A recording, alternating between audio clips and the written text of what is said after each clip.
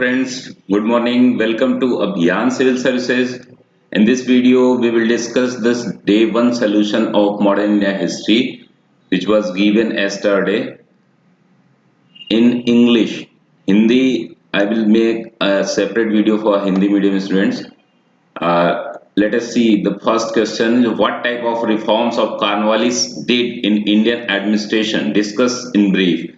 The internal reform of Cornwallis can be studied under the three main heads. First, administrative reform. Second, revenue reform or permanent settlement. Third, judicial and other reform. We will see separately all the reforms. Administrative reforms, we can see the greatest work of Cornwallis was the purification of the civil services by the employment of capable and honest public servants. He aimed at economy simplification and purity. He found that the servants of the company were underpaid, but they received very high commission on revenues. In addition to that, they conducted forbidden and profitable private trade in the name of relatives and friends. Cornwallis, who aimed at cleansing the administration, abolished the various system of paying small salaries and allowing enormous perquisites. He made available the things in terms of salary and perks. He persuaded the directors of the company to pay handsome salaries to the company servants in order that they might free themselves from the commercial and corrupting activities. Corruption was the main issue that time. Further, Cornwallis inaugurated the policy of making appointments mainly on the basis of merit, thereby laying the foundation of the Indian civil services. At that time, the Indian civil services were limited to the only Britishers. To cut down an extravagance, he abolished the number of surplus posts. Another major reform that Cornwallis introduced was the separation of the three branches of service, namely commercial, judicial, and revenue. Revenue system was very modified by Cornwallis at that time. The collectors, the kingpin of the administrative system, were deprived of their judicial power and their work became merely the collection of revenue. Judicial power was made more powerful during the Cornwallis, and separate reforms in judicial also we can see. Judicial reform. In the work of judicial reorganization, Cornwallis secured the service of Sir William Jones, who was a judge and a great scholar.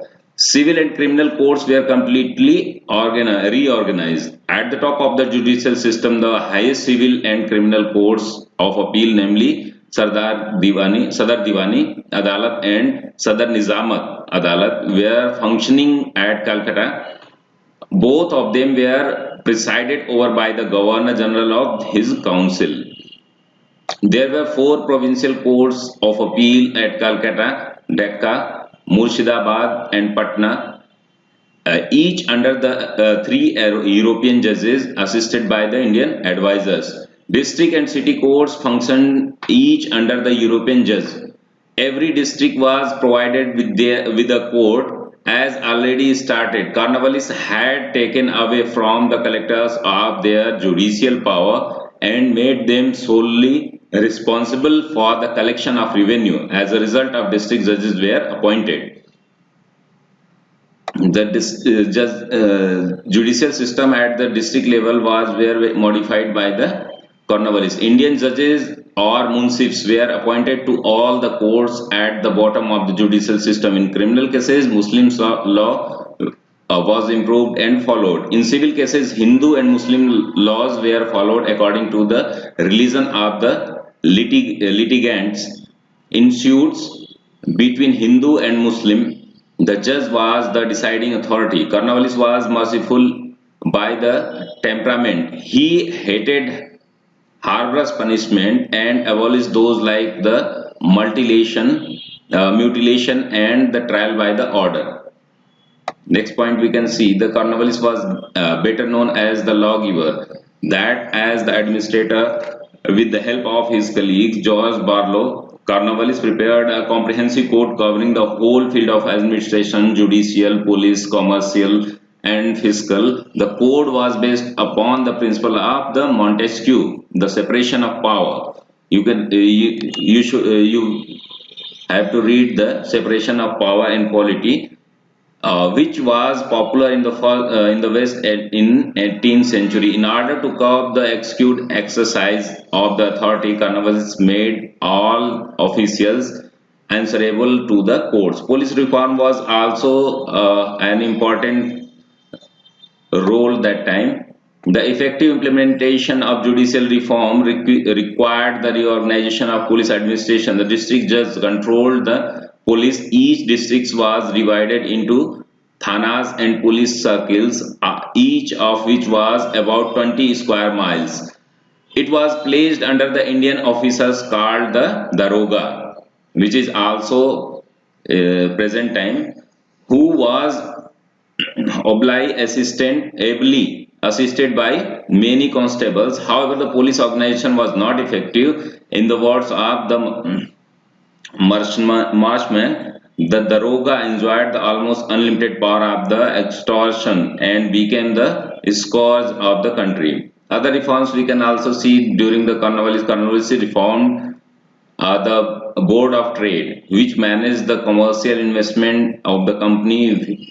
With the aid of Charles Grant, he eradicated numerous abuses and corrupt practices. Fair treatment was given to weavers and Indian workers. He increased the remuneration of honest services. So that's all about the Cornwallis reform in Indian public administration. We will see the next question. The Charter Act of 1833 was a significant constitutional instrument defining the scope of authority of the East India Company. Elaborate. The Regulating Act of 1773 made it compulsory to renew the company's charter after the 20 years. Hence, the Charter Act 1793 was passed by the Parliament. It extended the life of company for another 20 years and introduced the minor changes in existing the setup. The Charter Act 1883 provided 1 lakh of rupees annually for the promotion of the Indian education, which was very few. It also extended the company's charter for another 20 years. After that, the Charter Act 1833 had came. The Charter Act 1833 was a significant constitutional instrument defining the scope of authority of East India Company. The liberal and utilitarian philosophy of Bentham was made popular by the provision of this act. What is the theory of utilitarian? Maximum benefit, maximum for maximum people. Following were the important provisions. The English East India Company ceased to be commercial agency in India. In other words, it would function hereafter as a political agent of the Crown. The Governor General of the Fort William was hereafter called the Governor General of India. Thus, Bentinck was the first Governor General of India. The law member was appointed to the Governor General of Council. T.B. Macaulay was the first law member of the Governor General and General in Council. The Act categorically stated that no native of Indian nor any natural born subject of His Majesty should be disabled from the holding any place, office or employment by reason of his religion, place of birth, descent or color. It was the enactment of which laid the foundation of the Indianization of the public services. After 20 years, the Charter Act 1853 was passed and it was the last in the series of the Charter Act. After that, Indian Council Act had been passed. Next, the caste system became the second most important issue of the social reform. First most important issue was the women empowerment. reforms in 19th to 20th century. Discuss in brief about the struggle against the caste system and the related legislation. So we will discuss here about the Gandhi, Ambedkar, Periyar, etc. and the related legislations. Next to the issue of the women emancipation, the caste system became the second most important issue of social reform. In fact, the system of caste had become the bane of Indian society. The caste system was primarily based on the fourfold division of society. For example, Brahmin, Kshatriya, Vaishya, and Sudras. On account of their degradation in their social status, the Sudras were subjected to all kind of social discrimination. In the beginning of 19th century, the castes of India had been split into numerous subcastes on the basis of birth. In the meantime, a new social consciousness also dawned among the Indians. Abolition of untouchability became a major issue of 19th century social and religious reform movement in the country. You saw that Jyotiba Phule and Raja Ram Mohan Rai played a bigger role in that case. Mahatma Gandhi made the removal of untouchability a part of his constructive program. He brought out a paper, the Harijan, and organized the Harijan Sevak Sangh. Dr. Bhimrao Ambedkar dedicated his entire life for the welfare of the downtrodden. In Bombay, he formed a Bahiskrit Hitkarni Sabha in July 1924 for his purpose. Later, he also organized the Akhil Bharatiya Dalit Varg Sabha to fight against the caste oppression. Jyotirao Phule in Western India and Sri Narayan Guru in Kerala respectively established the Satya Sadhak Sodhak, this is Sodhak Samaj, and the Sri Narayan Dharma Partipalana Yogam to include self-esteem among the downtrodden.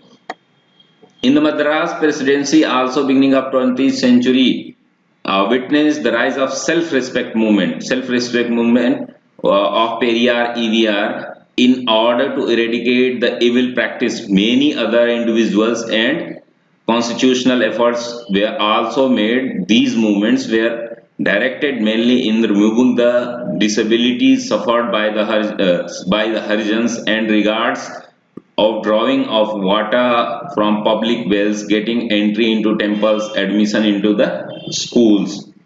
So this is all about the 3 questions. Please do join the 60 days challenge. Only 30 to 40 people wrote their answer. I will remove you if you don't follow the instruction. Thanks a lot.